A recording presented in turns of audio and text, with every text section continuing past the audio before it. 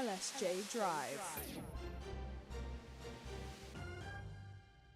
Good afternoon and welcome to the LSJ Drive radio show. I'm your host George Allen and I'll be bringing you the news, sport and what's going on around Lincolnshire with a bit of fun and games in there as well.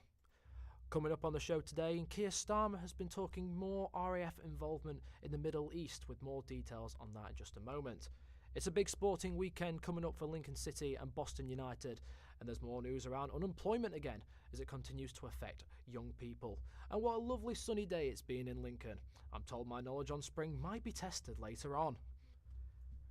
Now on to our first story. Sir Keir Starmer has announced that 4 more UK fighter jets will be sent to Qatar to strengthen the British defence operations. The Prime Minister also confirmed that the first UK flight to bring citizens home has taken off and that 4,000 people have already returned.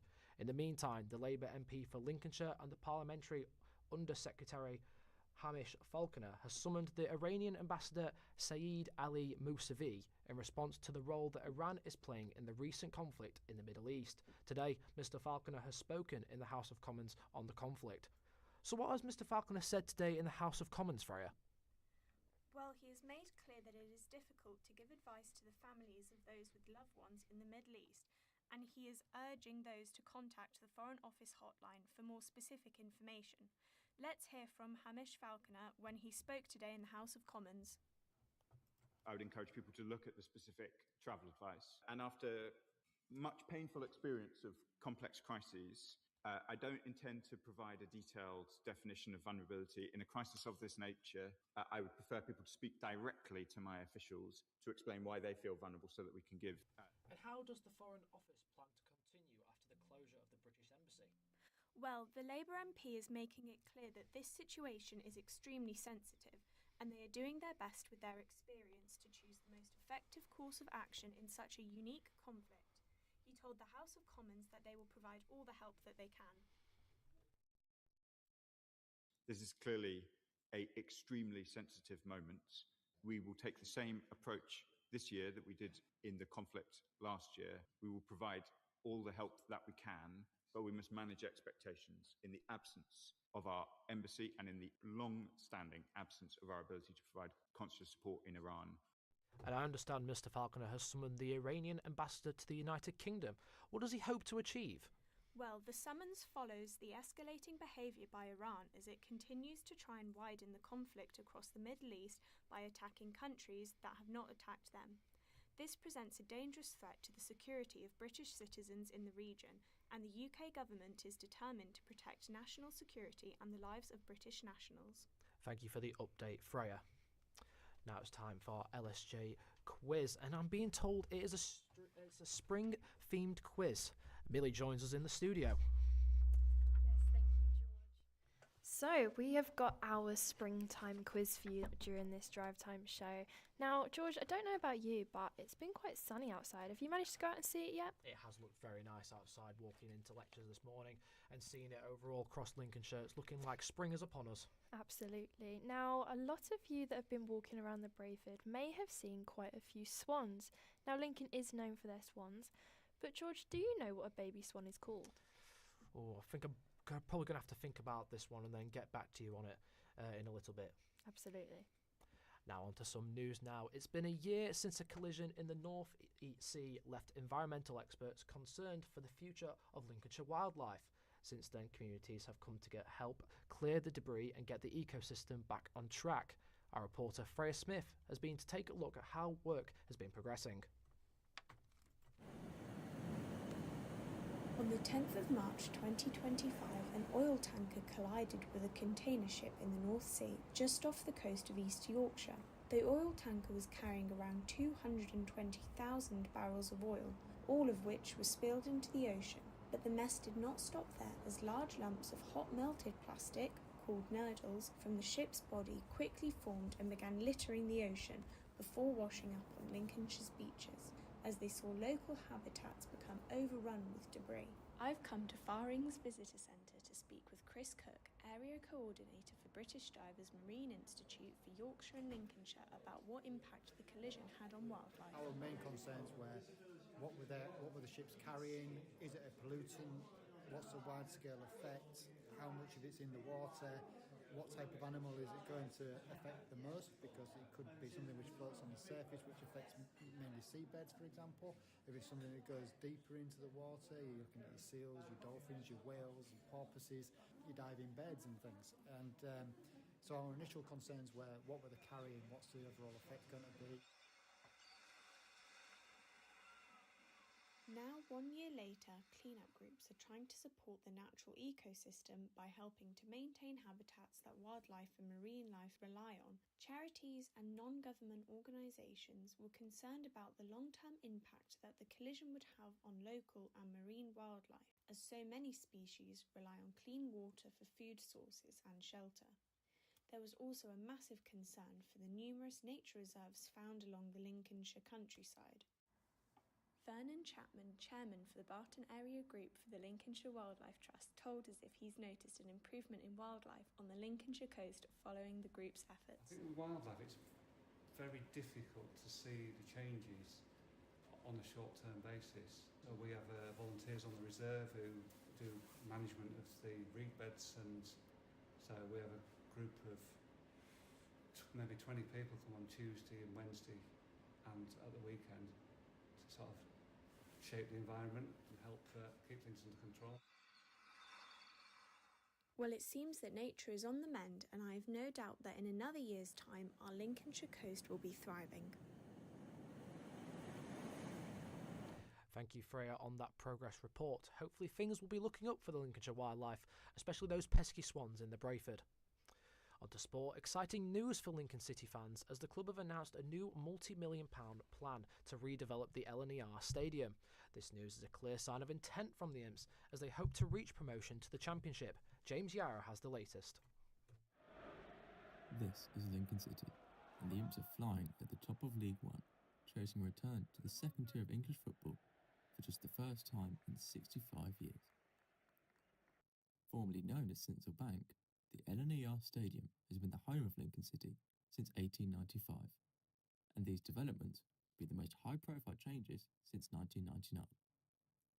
They include an extra tier of seats in the Roomec stand, a new hospitality area, new view screens in both the stadium and the fan areas, and new seats in the Greenlink Renewable stand and the Stacey West stand. Gary Hutchinson, former mascot of the club and founder of supporters group Stacey West, said he's excited for the change. I think the first major changes to the stadium in 30 years is a significant statement in itself, focusing on the fan experience. I think it'll make a huge difference to the club. There is a small uplift, obviously, in capacity, but this is more what it says about the club: forward-thinking, progressive, new, shiny, and lots to look forward to. The new corporate spaces will be able to hold up to 350 people and host events for both the club and the City of Lincoln. This marks another step in the Imps' move into the modern, more commercial side of football. Earlier this year, American firm Liquid Investments came on board, with US billionaire Ron Fowler taking a 25% stake at the club and becoming chairman. I wanted to hear what the club thought of the change, so I got in my car and went to speak to supporter liaison officer Alan Knoll.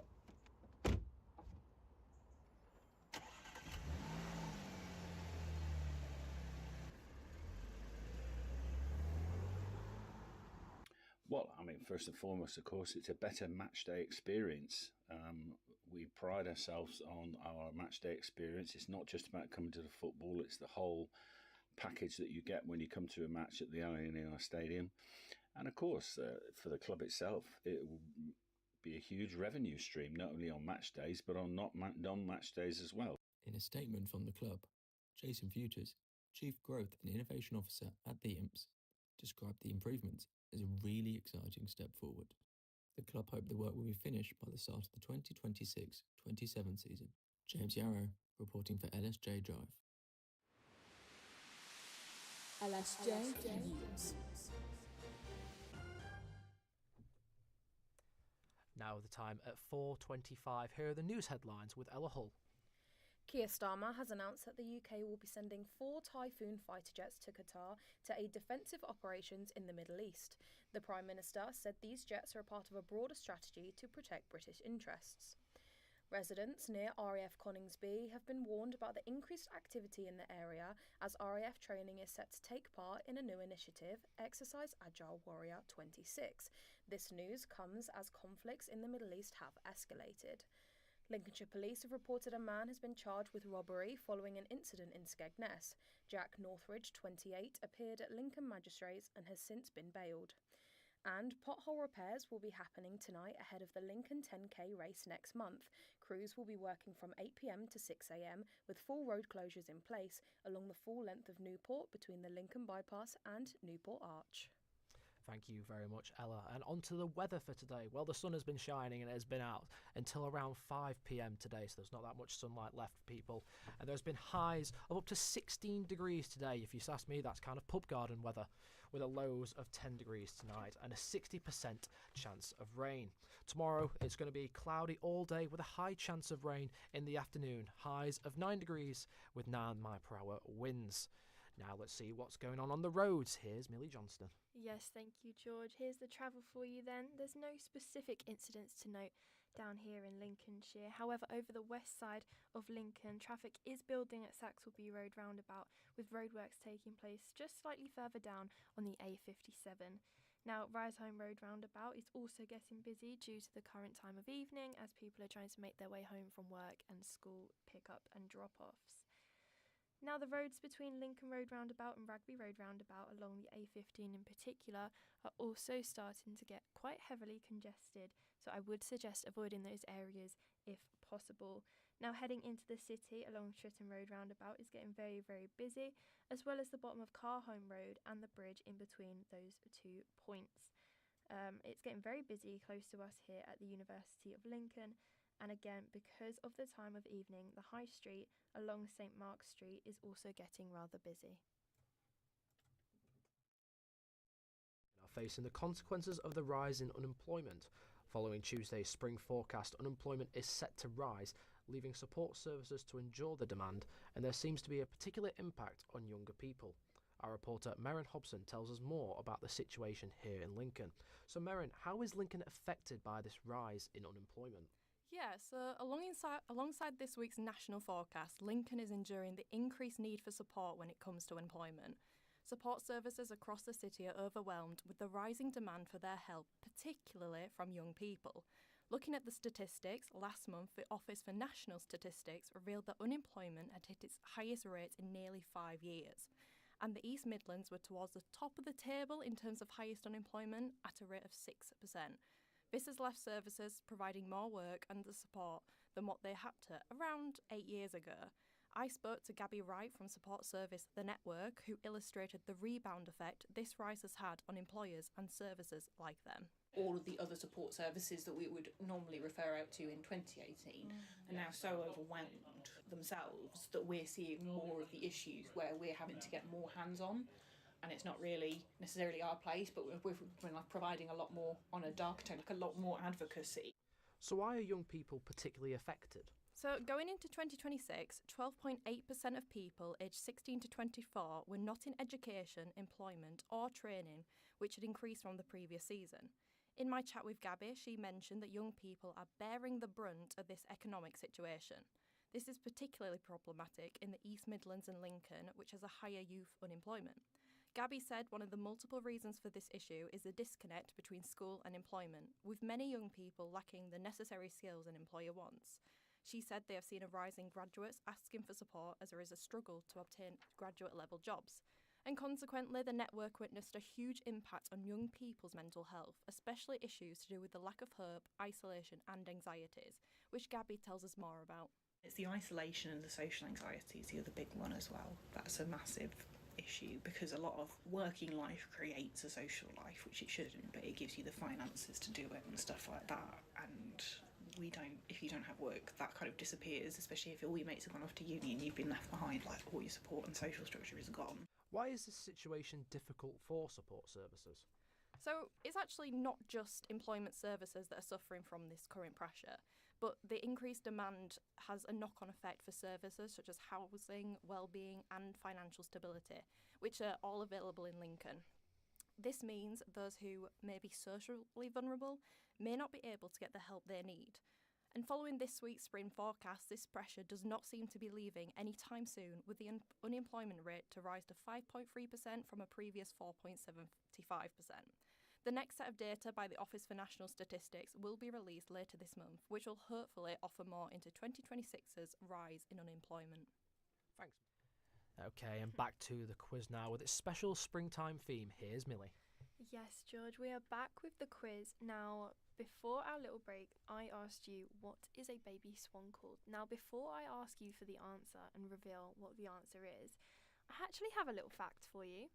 So, did you know that around this time, birds start to migrate, hibernation ends for animals like bears, and honeybees start swarming to build their very new hives? And you'll also notice you might hear frogs ribbiting quite a lot. They tend to be louder during this time of the year. How crazy is that? Well, I can tell you that I did not know any of that there you go. until right now. Can you reveal the answer to us? I will. What answer did you give us? Well, I was thinking because of obviously the University of Lincoln accommodation, I was thinking Signet because of Signet. I just thought of Signet Wharf, and I could have sworn someone told me that in first year. Do you know what, George? You have impressed me. I am very surprised, and you got the right answer. The answer is a Signet. Baby swan is called a Signet. That's amazing. I'm 1 for 1. I know. So I will give you our next question then. Obviously, we're coming into summer. The clocks will be changing on the 29th of March. But the real question is, do they go forwards or do they go backwards? I need you to let me know very soon. That's a good 50-50, but I'll have to give it some time to think, and then I'll come back to you.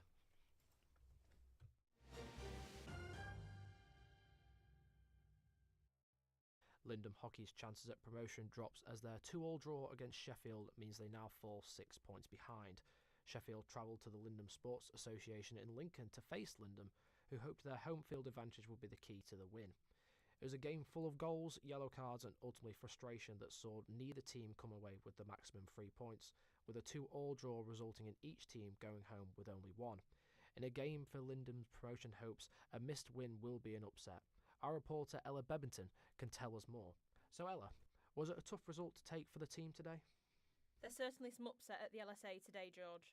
Lindum's men's first has ended in a 2-2 draw against Sheffield after a frustrating performance saw them miss 6 opportunities on goal within 10 minutes. Sheffield started the scoring early with a goal in the 2nd minute. However, Lindum didn't let them lead for long, with Sam Dixon slapping one in the 6th minute to even the score. From there, it was a tussle for the lead with both teams playing with a strong attitude. The visitors managed to sink a goal in the 20th minute to extend their lead to 2-1, which carried through until half-time. The second half started well for Lindum, with a goal in the 44th minute for Harry Antill. Hope was restored for the home team as they chased the all-important 3 points. From there, it was an even game, with both teams having chances on goal. Harry Antill failed to make it 3 for Lindum in the 57th minute after his goal was disallowed. After this, it became a tough one to watch. Within the final 10 minutes of the game, Lindum were awarded an astonishing 6 short corners. With plenty of chances to pull ahead, the team had a golden opportunity here. However, the team's short corner execution and discipline ultimately let them down. Lindum vice-captain Ross Booth says it's a difficult one to take. It just felt like it was going to be one of those days. They were defending resolute, their keeper was playing well, and the ball just would not drop for us in front of the line. So how will this affect the team moving forward, Ella? Are there any changes Lindum could make to tackle the issue and increase promotion hopes as the end of the season looms? Well, George, since we're now entering the last 4 seasons of the game, Lindum will have to hope for a miracle if they are to achieve promotion. First place is, mathematically, still within reach, with Leeds only having a 6-point lead. Lindum still have a chance at being promoted to the Division 1 North League, but this chance is slipping away. In the grand scheme of things, the team have played well this season, but struggled with some smaller parts of their execution within games. Even in this game, despite the obvious missed short corners, there was an incident involving Lindum's Jacob Barnes and a Sheffield player that resulted in a yellow card for both teams. As well as this, a flurry of green cards throughout the game just meant their defence couldn't remain as strong as they would have liked. This meant Sheffield managed to stay on top of them and play an even game. It's small incidents like these that can make a big difference to the result and might be the reason that Lindum ultimately stay in the Conference North League at the end of the season. Booth, despite feeling frustrated, is trying to remain optimistic as the teams above them have ultimately just had a more composed season. I think it would be difficult because the teams at the top have only lost 1 or 2 games all season, so they would have to drop a lot of points. However well we do, they'd have to drop a lot of points. So I'd say it's probably more about us just working on playing well as a team, staying behind them, and then if they slip up, we're there. It seems Lindum still have a way to go then until the end of the season. Do you think they can do it? And here's what's on sport this week with Zane Rule. It's a super Saturday for Lincolnshire-based teams this weekend as Cardiff City host Lincoln City in a first v second clash at the Cardiff City Stadium. In a 12:30 kickoff, a win would see Lincoln go top of the table. Also on Saturday, Boston United travel up to top of the league Rochdale for a 3 p.m. kickoff. Boston come into the game 7 games unbeaten. The Lincoln Marabank takes place this weekend with runners of all abilities started at Burton Waters in Lincoln and running along the Foss Dyke. With a time limit of 7 hours, they can run as far as they choose. England require 254 to win their T20 Cricket World Cup semi-final against India. If they manage to chase it, it will be the highest chase in a T20 international against India.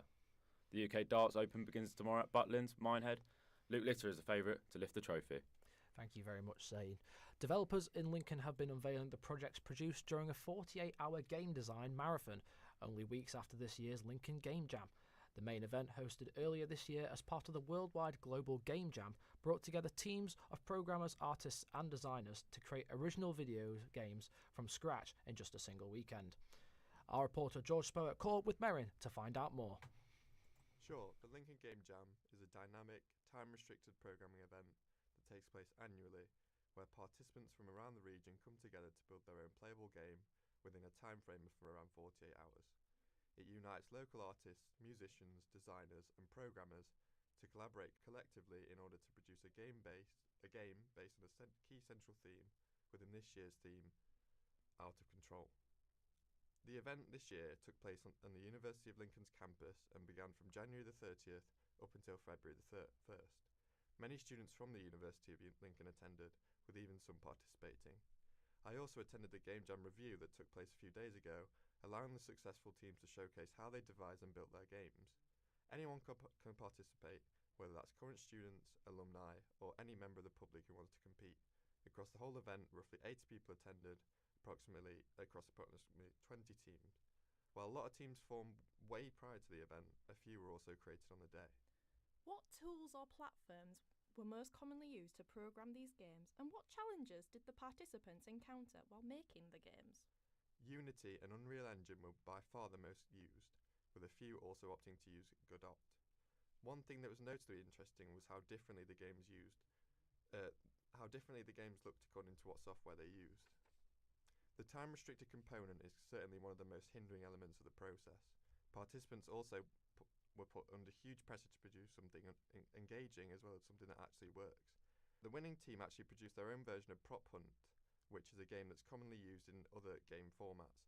Prop Hunt essentially allows players to morph into surrounding objects on the game's map in the hopes to not be found by seekers. It's a common game format used in all the multiplayer games. What do people gain from attending events like this, and will there be events in the future? These events definitely bring about networking opportunities, particularly for students. It also provides an opportunity for people to socially interact with each other, as well as developing collaborative skills that helps build experience for events like this in the future. Gareth Thomas, event coordinator of Digital Lincoln, says that these events are key in enhancing creative skills. The Game Jam is just part of things that need to happen. So what you want is not just to learn how to write software or how to do a thing. It's an opportunity to go and be creative and create a thing. So it's vitally important because it allows you to actually use the skills you're building.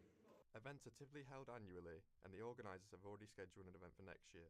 The organisers hope to further expand and improve future events by potentially inviting guest speakers who are known figures within the game development industry. Thank you, George, for that insight, and hopefully next year's event will be as successful, if not more successful, than this one. Yes, thank you to both George and Merrin. I fancy playing some of those games myself.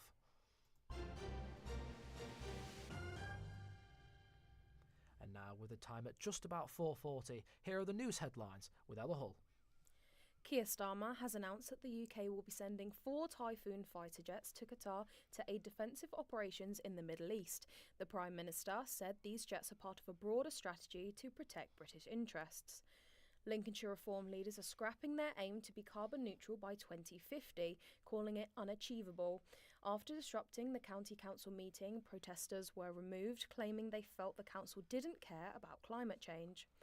It's been 1 year on since an oil tanker collision in the North Sea left Lincolnshire's coastline polluted and wildlife in threat. Local communities and charities have been coming together to reduce debris and restore the beautiful coastline. And young football fans were in luck as the Premier League marked World Book Day by giving away more than 120,000 free books to children across England and Wales via its Premier League primary programme. And still to come on your show, if you love taking your bins out, then you'll be jumping for joy as there'll be another food waste bin at the end of March. And if you were at the Waterside Shopping Centre the other day, did you really see what happened? If the answer was no, then we'll tell you all about it later on. And an assistant referee from Lincolnshire who has clocked over 300 appearances as professional league games. LSJ Sport.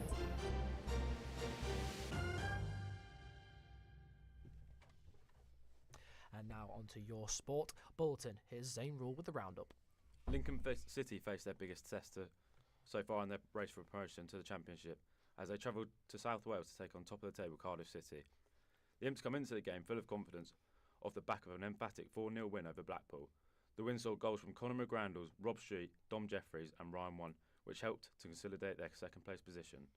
The result made it 17 games unbeaten for Michael Squala's side and reduced the gap to the Bluebirds to just a point. Cardiff City, though, will prone stern opposition, with the Welsh side coming into the game off the back of 3 consecutive wins. In the reverse fixture at LNER Stadium, the Imps came out on top, winning 2-1 thanks to Sonny Bradley's second-half winner. With both teams looking likely to be the two promoted automatically to Championship, tie has potential to be a classic. Head coach Michael Scabala said he was looking forward to the challenge. I just think it's exciting. Yeah, I think that's what you live for football, like. We live in for football to be excited and the fans to be excited. It's not going to dictate the end of the season for me. It's not going to dictate where we are, how we'll be successful. It's one game. Also in Lincolnshire, Boston United are on the road this weekend as they travel to Greater Manchester to take on top of the table Rochdale. The Pilgrims come into the game off the back of a 2-2 draw with Woking, a game in which they would have been hoping to get more out of. Despite that, the result means Boston are now 8 games unbeaten in the league under new manager Paul Hurst, and another positive result this weekend could see them push towards the top 10. Boston United manager Paul Hurst says his side will need to be at their best when they face league leaders Rochdale on Saturday. We're definitely going to have to be better, I think I would say, both on and off the ball than we were tonight if we're going to get a result. It's a real test.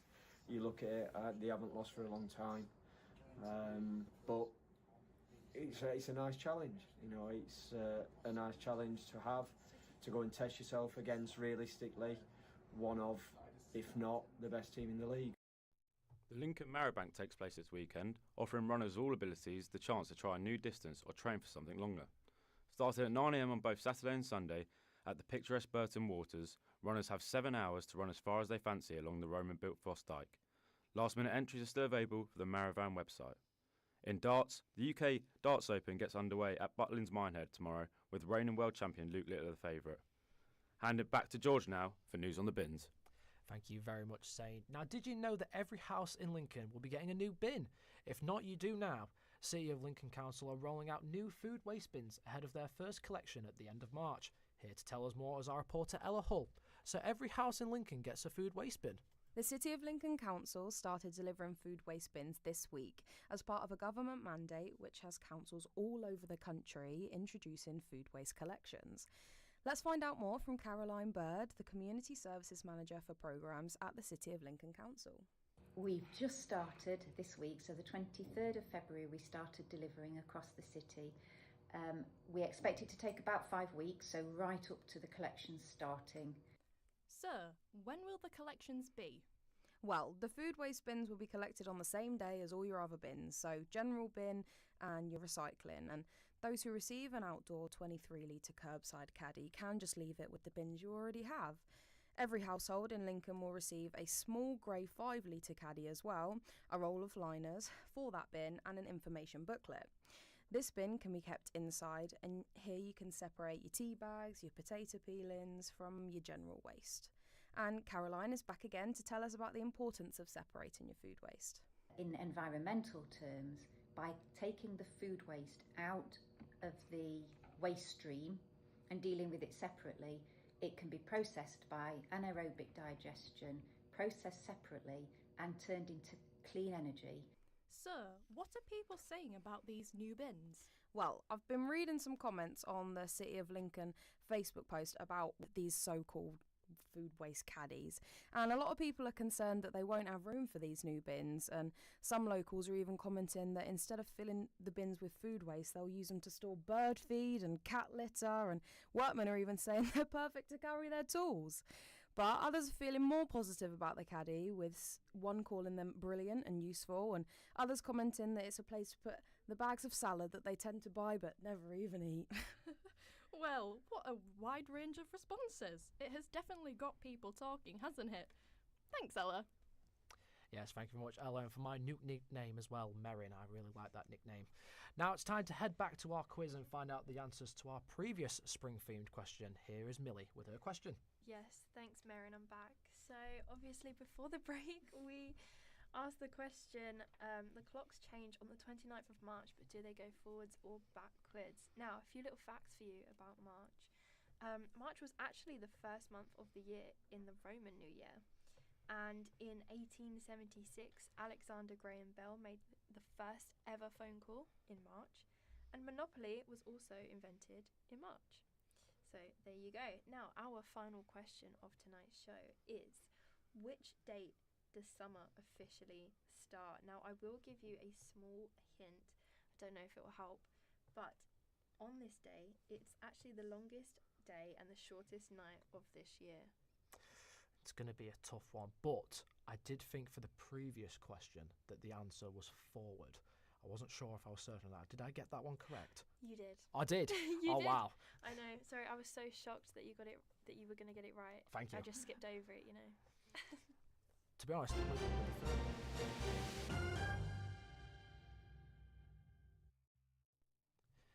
now a major milestone for a Lincolnshire official. Declan Ford, referee development officer at the Lincolnshire FA, has reached 300 professional league appearances as an assistant referee. Our reporter Owen Hardwick has been speaking to him. Owen, how big is this milestone? Yes, this is a significant achievement in a career that spanned 40 years for Declan, who's now 53 and started refereeing at just 14 back in 1987. As you mentioned, he has reached 300 professional appearances as an assistant referee, but across all competitions, he's now past 500 games. The 300 mark come at the New York Stadium when Rotherham United played Cardiff City, and like something he said earlier that we will speak about later, is that very few officials stay at that level for that length of time. Alongside that, he's also the referee development officer at the Lincolnshire Football Association, and he told me how incredibly proud he was to reach the milestone. Really pleased to reach 300 league lines in the EFL and 500 professional games in total across 20 years of service in the pro game. Looking back, it's been a long time, lots of seasons, lots of hard work. So it's a nice number to achieve. Not many people get to be in the pro game that long and rack up that sort of number of matches. So yeah, it's satisfying to achieve that number of games. He's also officiated some huge matches over the years, hasn't he? Over the years, he's officiated some major fixtures. That includes Derby County against Nottingham Forest, which is also known as the East Midland Derby. He's also done, in 2010, he ran the line at Wembley in the League Two playoff final. That game was between Dagenham and Redbridge and Rotherham United. Promotion was at stake for that one, and it was played in front of a huge crowd at the National Stadium. And it's such a big achievement for him to do them sort of games across a career, like we said, that spanned 40 years. At 53, his career is probably not going to go on for much longer as something that he's well aware of, but to hit the 300 mark is a really proud achievement for him. But when I asked him about his favourite memory, that Wembley appearance stood out. Wembley 2010 playoff final, League Two playoff final. You can't beat officiating at the National Stadium, and always remember just being on the pitch at the end of the game, stood in the centre circle, just soaking in the atmosphere. A really good day for myself and my family. And at 53, what's next for him? Well, like I said, he's still going strong at 53, still fit, still passes all his fitness tests, but he's only 30 matches away from reaching 400 appearances across all competitions. And he continues to officiate at a high level across League One, League Two, the National League, but has reached the Championship at some point in his career. And as I mentioned, his role at the Football Association is now to develop the next generation of referees here in Lincolnshire, and hopefully there'll be more people that hit his sort of target of 300 games. Owen Hardwick, thank you. There has been breaking news sighting of Romans appearing and marching around Steep Hill in Lincoln. The videos emerging show them in togas, eating grapes, lying on benches and strolling around. Our reporter Emily Pleasure is here to tell us just why is this happening. Well, on social media, the Lincoln History Festival announced Romans, Vikings and Normans are planning on making a return to Lincoln. To catch them, you'll have to hurry along to Steep Hill swiftly, as their sightings are rare and random. However, if you do miss them today, in May they'll all be back. They're here this week to raise awareness for the upcoming Lincoln Festival of History. This is the third year of the festival and will include the Night Academy, where you'll have the chance to try out weaponry, drills, candle and purse making and participate in head-to-head night battles. Next, you'll have the Viking area, where there will be fierce Vikings patrolling the zone, willing to answer any questions you may have. Coin minting and an arena-like Viking battle being put on. Then there is the Norman camp, where you can experience how they cooked, fought and survived, including getting to try the food for yourself. And finally, the Roman market, where you can witness live demonstrations of ancient crafts. Thank you very much, Emily. I'll get out my armour. A flash mob in Lincoln has left shoppers stunned and many entertained. This is in aid of charity Shine, raising over £2,000 so far. And our reporter Emily Pleasure went behind the scenes in the flash mob to find out more. Ever seen a flash mob of Zumba dancers? No? Well, you clearly went in Lincoln this weekend. Laura Waite, her posse of Zumba performers and Lincoln Rock Choir took over Waterside Shopping Centre at 12:30 on the 21st of January. Fundraising for Shine, they have raised over £2,000 and hope to keep raising more on their Just Giving. Now let's hear how preparations went.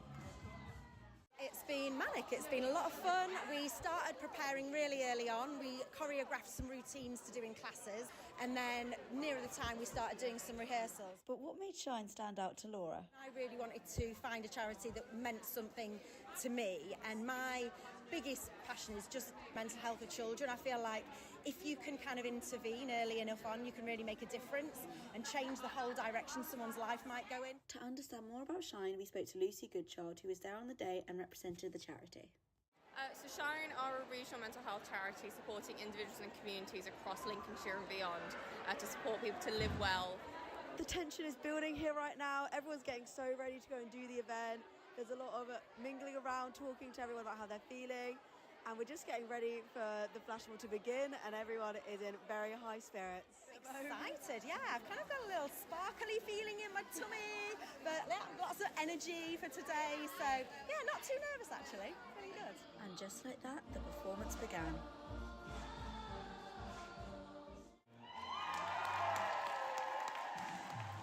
So, how do you think the event went? Oh, that was amazing. I mean, it was chaos, but it was fun chaos. So, yeah, it was a lot of energy, went exactly as I hoped it would. Everyone had a smile on their face. Everyone seemed to be clapping along and smiling and joining in and singing along. So, that's exactly what we hoped for. And hopefully we've got lots of donations as well. Now over to Zumba performer Jem and the Lincoln Rock Choir. Did you do it? So, how do you think it went just now? Amazing! The vibes are good, everyone was clapping, everyone was whooping. Amazing to build up such an atmosphere for well-worthy cause. Got the crowd going, I think, so that's the main thing, I suppose, isn't it? It was great fun, yeah. Lots of energy, really uplifting. We rehearse every week, but for this particular event, we've done a couple of weeks sort of intense on the actual show. Laura and her team have been really pleased with the flash mob and have said it's been a huge success. Emily Pleasure signing off at Lincoln's flash mob. That's Emily Pleasure with the report. Now the time is 4:54 and here are the news headlines with Ella Hull. Keir Starmer has announced that the UK will be sending 4 Typhoon fighter jets to Qatar to aid defensive operations in the Middle East. The Prime Minister said these jets are part of a broader strategy to protect British interests. Residents near RAF Coningsby have been warned about increased activity in the area as RAF training is set to take part in a new initiative, Exercise Agile Warrior 26. This news comes as conflicts in the Middle East have escalated. And MP Hamish Faulkner is urging families with loved ones in the Middle East to contact the Foreign Office hotline for advice and to ease their concerns. This comes after he has summoned the Iranian ambassador Saeed Ali Musavi to hold talks about how to move forward following tensions in the Middle East. And protective netting is set to be installed at the historic Newport Arch as part of a conservation efforts to try and preserve the old stonework. City of Lincoln Council hopes to conserve the Roman monument following a series of persistent rain and winter frost, which has damaged sections. And up next, the weather. LSJ weather.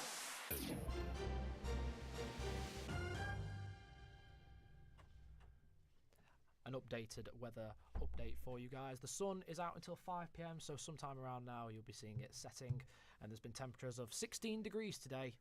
If that's anything, that's pub garden weather. And with the lows of 10 degrees tonight and a 60% chance of rain. For tomorrow, it's going to be cloudy all day with high chances of rain in the afternoon and highs of 9 degrees with 9 miles per hour winds. With the travel, here's Millie. Yes, so no major updates for you guys just yet in regards to the travel, not since our last travel report roughly 30 minutes ago. However, it is getting busier near Calmick Road Tesco's, just under the bypass and around the bus station. Traffic along the High Street is also increasing rapidly and moving further south towards the LNER Stadium. Moving out from Lincoln City Centre, South Park Avenue westbound is heavily congested and is adding to the travel issues in and around the Calmick Road area. So again, nothing major yet to report, but just congestion around the city. Thank you very much, Millie. On to sport now, and Lincoln City have announced plans to upgrade the fan experience at the LNER ahead of next season. A proposed fan village will be built for supporters to enjoy pre-game. And here to tell us more is our reporter, Zane Rule. So Zane, what exactly are the club planning? Well, these proposals will significantly change parts of Sincil Bank. The club wants to replace some executive boxes with outdoor seating in both the Greenlink Renewable Stand and the Stacey West Stand. There are also plans for a brand new fan village outside the stadium, complete with 2 large screens plus another big screen inside the ground. Gary Hutchinson, founder of Stacey West, said the changes are fundamental. So I think improving the ground is fundamental to our progress. We've had 10,000 or 10,500 capacity for as long as I can remember. Facilities have been slowly improving, but it's been little add-ons here and there. There hasn't been any real significant change to the footprint of the ground. Since we finished the stadium in 1995, I think it was. Why are they making these changes now? Well, with Lincoln pushing at the top end of League One, there's real belief they could reach a championship for the first time in 65 years. Improvements to the stadium show ambition for the club on and off the pitch. With most home games selling out, increasing capacity for supporters is a top priority for the club. The new event space, which would hold up to 350 people, would be open throughout the week for conferences and business events, which is said to increase the corporate and commercial opportunities for the club. Despite the changes, Gary explains how vital it is to keep the traditional feel at the stadium. I think staying on the site is the important thing from a traditional point of view. I think those that are managing the development are fully aware of the club's history and the need to kind of keep those ties with the community and those kind of historic links to the ground. And when could we see this happen? If approved, the work is expected to be completed ahead of the 2026-27 season, which could see the Imps playing second-tier football if their current form continues. Exciting times for Lincoln City supporters. Thanks, Zane. And with the sun shining bright, it's the perfect environment to inspire your creativity and explore the Lincolnshire county. But what is there to do? Well, Freya Smith is here to tell us what is going on at the moment, Freya. Well, get your pens at the ready, as this is the last week to submit a creative story for the Deepings Literary Festival. With the theme of hidden treasures, entrants are encouraged to let their imaginations fly and produce a story which will be published in I'd Rather Be in Deeping magazine, along with a £30 book token. The winner will be announced at the Deepings Literary Festival 2026. For more information, check out the Deepings Literary Festival website. For some arts and culture, be sure to check out the exciting art exhibitions currently being held in Lincoln. A beautiful Beneath Big Skies exhibition at the Museum of Lincolnshire Life is a series of art pieces by Robin Wheeldon, who wants to celebrate the heart and soul of Lincolnshire's rural heritage. Also, be sure to check out the exhibition Confluence by Creative Links, featuring a group of 18 Lincolnshire artists at the Caister Arts and Heritage Centre. With Lincoln United women's first team game called off last Sunday, attention turned to their development side as they took on a fellow relegation fighting Newark Town side in a huge clash at the bottom of the East Midlands Regional Women's Football League. The points were shared after a 6-goal thriller that saw a hat-trick for star Whites forward Olivia Sorsby-Gallimore, and 2 Lincoln red cards meant they were reduced to 9 players. Well, our reporter Dylan Kersley was at the game. Dylan, was a draw a fair result after all that action? I definitely think a draw was a fair result, yeah. Lincoln led heading into the break 2-1 after Olivia Sorsby-Gallimore got 2 goals in the first half. But it was definitely a game of 2 halves. Newark applied the pressure early on in the second half, and then led to their first red card. A huge lapse in concentration from Leanne Brannan saw red for handling the ball outside her area, which meant with no replacement keeper on the bench, it was Ella Fawcett's chance to go in goal. The replacement keeper conceded just 3 minutes in between the sticks. I spoke to Lincoln manager Kev Rose after the game to get his thoughts. So what does this result mean for their hopes of staying in the league this season? Well, the gap to Newark remains just 1 point, and the Whites do have 3 games in hand, but only 5 games left to play. Everything's a bit up in the air at the minute, but there's one thing that is for certain, is the importance of Olivia Sorsby-Gallimore. She's the Devs' top scorer after 5 goals in 8 league games. Performances like hers on Sunday may well be the key to staying a Tier 6 side. Kev Rose said that after a little bit of deliberation, she's now fine at her position, and the goals will keep coming. Thank you for that, Dylan. We'll be following this one closely as the season comes down to the final few games. And now for a final recap of today's quiz questions, we have Millie. I can't believe we're at the end of our little quiz, George. Can you believe it? I can't believe it. It's flown by. I know. Now, before our little interval, I asked you, which date does summer officially start? Now, this is a bit of a harder one, I think, because, there's X amount of dates it could be, but what is your guess? I'd have to go with 1st of June. Oh, you're so close yet so far. The real answer is Sunday, the 21st of June. Oh. But good guess. I'll give you the second part. You got the first bit. Now, one way I forgot to mention earlier that you can remember whether the clocks are moving forward or backwards is spring forward, fall backwards. I did not know that Keep at that all in as mind. well. Yes, it is true that you learn something every day. And that's it from us. What an amazing show. I would like to thank our producer, Owen Wick, our sports team, our news team, and Millie, our quiz and travel master. That's it from all of us here at LSJ Drive. I've been George Allen. Have a wonderful evening, and goodbye for now. LSJ Drive.